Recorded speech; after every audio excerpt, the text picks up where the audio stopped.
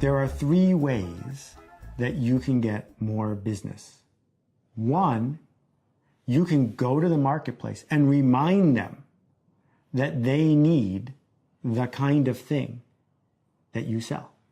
2, you can go to the marketplace and satisfy needs that are already existing. This is what happens on Elance, right? You show up on Elance, the only people who are on Elance are people who know they have a problem. And the third method, which is the most difficult method by far, is you can try to initiate a need. You can try to remind people that they have a pain that you or someone like you can solve.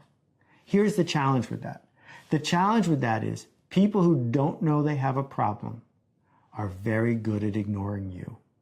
That's why it's so much easier to sell photography to a bride or to someone with a 1-month-old baby. Because in those moments, people know they have a photographer problem. But trying to get someone with a 9-year-old to realize they have a photographer problem is more difficult. Not impossible, and we'll talk a little bit about how you can do that, but it's definitely more difficult. The reason we need to talk about these now is most freelancers aren't even aware of this hierarchy. Most freelancers are just waiting for the phone to ring. Either that, or they're so eager for business, they're running around bothering everybody saying, pick me, even though the person they're pitching doesn't think they have a problem. So let me give you a specific example, and I'm going to challenge you to write down an example from your industry. There are a lot of corporate coaches in the world now. It's pretty straightforward to become a corporate coach. The challenge is not becoming a coach. The challenge is getting clients. But there's only 2 kinds of people in the world. People who know they need a coach and people who don't.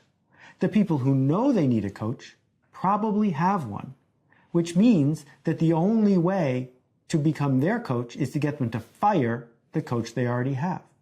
And people who don't know they need a coach don't have one because they don't know they have a problem.